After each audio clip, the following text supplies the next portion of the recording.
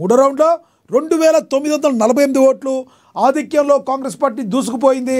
ఇక నాలుగో రౌండ్లో 3558 ఓట్లు, ఐదో రౌండ్లో 3178 ఓట్లు, ఆరో రౌండ్లో 2939 ఓట్లు, ఏడో రౌండ్లో 4030 ఓట్ల లీడ్తో హస్తం పార్టీ జోష్ కొనసాగించింది. మొత్తంగా 7 రౌండ్లు కలిపి 23,000 మెజార్టీతో కాంగ్రెస్ పార్టీ దూసుకుపోతుంది. కాంగ్రెస్ పార్టీ అభ్యర్థి నవీన్ యాదవ్ సంబరాల్లో మునిగిపోయారు. మరోవైపు గాంధీ భవన్ వద్ద కూడా కాంగ్రెస్ పార్టీ శ్రేణులు పండుగ చేసుకుంటున్నాయి. అయితే కౌంటింగ్ కేంద్రం నుంచి బీజేపీ అభ్యర్థి లంకల దీపక్ రెడ్డి వెళ్ళిపోయారు. వెళ్ళిపోయినట్టుగా మనకు సమాచారం అందుతుంది. ఈ ఎన్నికల్లో డబ్బుల ప్రభావం ఎక్కువగా ఉందని, డిపాజిట్ వస్తుందని భావిస్తున్నట్లు దీపక్ రెడ్డి అయితే చెప్తున్నారు.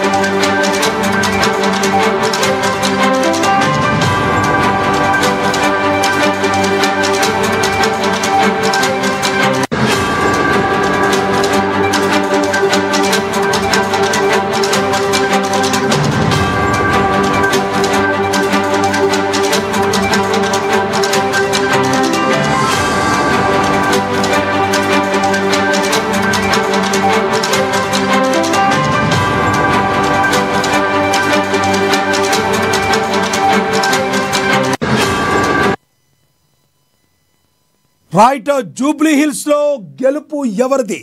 మరి జూబ్లీ హిల్స్లో బైపోల్లో ఫలితాలు హస్తం పార్టీ హవా కొనసాగుతుంది. మొత్తం అంతా కూడా హస్తం పార్టీకి హస్తగతం అయిపోయినట్టుగా తెలుస్తుంది. మెజారిటీ దిశగా కాంగ్రెస్ పార్టీ దూసుకుపోతుంది.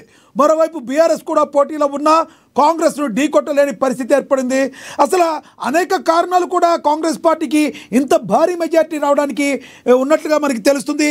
ప్రధానంగా చూసుకుంటే బీసీ రిజర్వేషన్ కాంగ్రెస్ పార్టీ కట్టుబడి ఉన్నట్లుగా, అలాగే ప్రజలను ఆశీర్వదించారు, మా పాలనను గమనించారు, మా పాలనని చూశారు కాబట్టే ఇంత గొప్ప విజయాన్ని కట్టబెట్టారని చెప్పి మరి కాంగ్రెస్ పార్టీ అయితే చెప్తుంది. ఇక అందుకు జూబ్లీ హిల్స్ ఉప ఎన్నిక ఫలితం అంటుంది.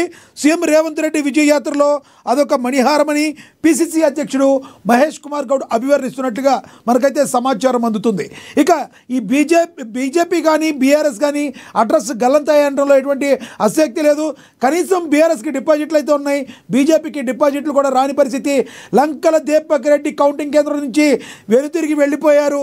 ఓవరాల్గా హస్తం పార్టీ తన హవానైతే కొనసాగిస్తుంది. ఇక ఇదే విషయానికి సంబంధించి మరింత సమాచారాన్ని మా ప్రతినిధి హరీష్ ద్వారా లైవ్ ద్వారా చూద్దాం. హరీష్, చెప్పండి. బీజేపీ బీఆర్ఎస్కి అయితే ఒక దారుణమైన ఓటమని చెప్పుకోవాలి. బీజేపీకి అయితే మరి కాంగ్రెస్ పార్టీ అప్రత్యాశ విజయానికి గల ప్రధానమైన కారణం ఏంటి? అక్కడ పరిస్థితి ఏంటి?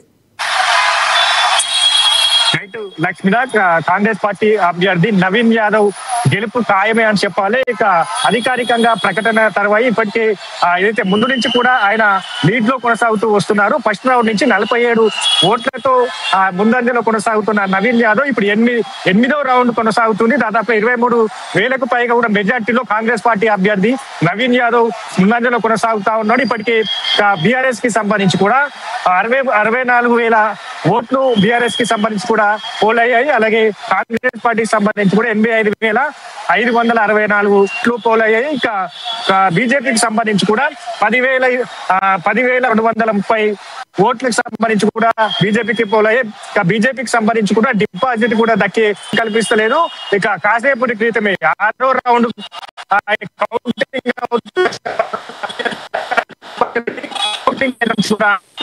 పరిస్థితి అయితే కనిపిస్తా ఉంది. ఇక రౌండ్ కి కాంగ్రెస్ ఇస్తుంది. షేక్పేటతో మొదలైన ఈ ఏదైతే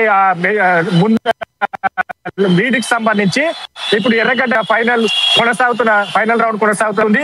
మరోసారి రేవంత్ నగర్లోని ఎర్రగడ్డలోని పలు బూతులకు సంబంధించి రౌండింగ్ కూడా సాగుతా ఉన్నది. మరి కాసేపటికంగా ఈసీ కూడా ప్రకటించనున్న పరిస్థితి అయితే ఉంది. ఇక మెజార్టీగా షేక్పేట కావచ్చు, అలాగే బోర్బండ కావచ్చు, యూసుఫ్ కూడా సంబంధించిన బూత్లలో మెజార్టీ కాంగ్రెస్ పార్టీకి సంబంధించి కూడా వైపు ప్రజలంతా మొగ్గు చూపిన పరిస్థితి ఉంది. ఇక సంబరాలకు సంబంధించి కూడా ఇప్పటికే రాష్ట్ర వ్యాప్తంగా సంబరాలు నిర్వహించాలని కూడా అక్కడ పిసిసి చీఫ్ ఆదేశించారు. మరోవైపు గాంధీ భవన్ లో సంబరాలు జరుగుతా ఉన్నాయి. ఇక్కడ నవీన్ యాదవ్ క్యాంపు కార్యాలయం సంబంధించి కూడా సంబరాలు నిర్వహిస్తున్న పరిస్థితి అయితే కనిపిస్తుంది. మొత్తంగా కాంగ్రెస్ పార్టీకి సంబంధించిన అభ్యర్థి నవీన్ యాదవ్ గెలుపునంతా కూడా డిక్లేర్ చేశారు. కాంగ్రెస్ పార్టీ నేతలు, కార్యకర్తలు ఇప్పటికే పిసిసి కావచ్చు, మంత్రి పొన్నం ప్రభాకర్, కొండా సురేఖ సంబంధించి కావచ్చు, ఇతర మంత్రి వాకిటి శ్రీహరితో పాటుగా కాంగ్రెస్ నేతలంతా కూడా కాంగ్రెస్ పార్టీ ఘన విజయం సాధించాం, భవిష్యత్తులో ఇదే రిజల్ట్ కంటిన్యూ అవుతాయి, జిహెచ్ఎంసీ ఎన్నికలతో పాటుగా స్థానిక సంస్థల ఎన్నికలు కావచ్చు, మరో 5 ఏళ్లు కాంగ్రెస్ ప్రభుత్వం అధికారంలోకి, కాంగ్రెస్ పార్టీ అధికారంలోకి రాబోతున్నట్టుగా కూడా అక్కడ పిసిసి చీఫ్ కాసేపటి క్రితమే స్పష్టం చేశారు. మొత్తంగా ఒకవైపు షేక్పేట సంబంధించిన భారీ మెజార్టీకి సంబంధించి కూడా ఓటర్లు కాంగ్రెస్ పార్టీకి అక్కడ పోలయ్యాయి. అక్కడ ఇన్ఛార్జ్ గా వ్యవహరించిన మంత్రి కొండా సురేఖకు సంబంధించి కూడా ఆమె కాసేపటి క్రితమే షేక్పేట ప్రజలకు ధన్యవాదాలు తెలపడం జరిగింది. ఇక్కడ యూసుఫ్ కూడా సంబంధించి కూడా డివిజన్ ఇన్ఛార్జ్ గా మంత్రి పొన్నం ప్రభాకర్ వ్యవహరించారు. అక్కడ కూడా ఆయన ధన్యవాదాలు తెలపడం జరిగింది.